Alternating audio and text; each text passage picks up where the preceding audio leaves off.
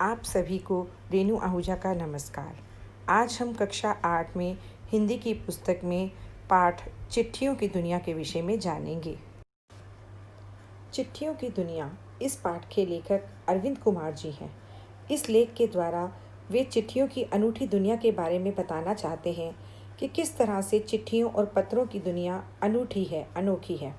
आजकल का ज़माना व्हाट्सएप, एसएमएस और मोबाइल का ज़माना है। चिट्ठियाँ तो कहीं पीछे ही खो गई हैं, लेकिन एक ज़माना था जब चिट्ठियों की बहुत अहमियत थी। लोग डाकिये का इंतज़ार करते थे और चिट्ठियों को सहेज कर रखते थे।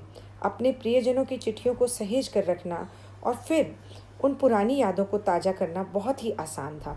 लेखक ने चिट्ठियों की महत्वता के विषय में इस पाठ के जरिए बताया है कि पहले किस तरह की चिट्ठियाँ हुआ करती थी। तो आइए जानते हैं। लेखक पत्र की महत्ता बताते हुए कहते हैं कि आज का युग वैज्ञानिक युग है। मनुष्य के पास अनेक संचार के साधन हैं, फिर भी मनुष्य पत्रों का सहारा जरूर लेता है। वे कहते हैं इनके नाम भी भाषा के अनुसार अलग अलग हैं। तेलुगु में पत्र को उत्तरम, कन्नड़ में कागद, संस्कृत में पत्र, उर्दू में खत, तमिल में काडिद कहा जाता है।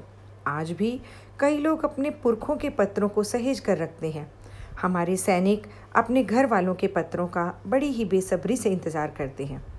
उन्होंने यह बताते हुए कहा है कि आज भी सिर्फ भारत में प्रतिदिन 4.5 करोड़ पत्र डाक में डाले जाते हैं। पंडित जवाहरलाल नेहरू जी ने भी पत्रों के महत्व को समझा था।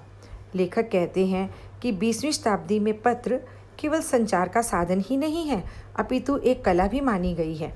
इसे पाठ्यक्रम का हिस्सा भी बनाया गया है तथा कई पत्र लेखन प्रतियोगिताएं भी आयोजित की गई हैं। लेखक का मानना है इस संसार में कोई भी ऐसा मनुष्य नहीं होगा जिसने कभी किसी को पत्र न लिखा हो। पत्र सिर्फ एक संचार का माध्यम ही नहीं है, ये मार्गदर्शक की भूमिका भी निभाते हैं। मोबाइल से प्राप्त एसएमएस तो लोग मिटा देते हैं, परंतु पत्र हमेशा सहेज कर रखते हैं। आज भी संग्रहालयों में महान हस्तियों के पत्र शोभा बने हुए हैं। महात्मा गांधी जी के पास पूरे विश्व से पत्र आते थे और वे उनका जवाब तुरंत ही लिख देते थे। रविंद्रनाथ टैगोर जी और महात्मा गांधी जी के पत्र व्यवहार को महात्मा और कवि के शीर्षक से प्रकाशित भी किया गया है। भारत में पत्र व्यवहार की परंपरा बहुत ही पुरानी है। सरकारी पत्रों की अपेक्षा घरेलू पत्र मुख्य भूमिका निभाते हैं, क्योंकि ये आम लोगों को जोड़ने का काम करते हैं। चाहे गरीब हो या फिर अमीर, सभी को अपने प्रियजनों से प्राप्त पत्रों का इंतज़ार रहता है। गरीब बस्ती में तो मनी ऑर्डर लेकर आने वाले डाकिये को लोग देवता समझते हैं।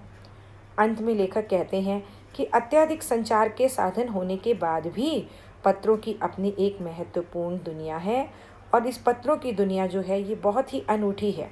कोई भी व्यक्ति पत्र को पाकर बहुत प्रसन्न हो जाता है।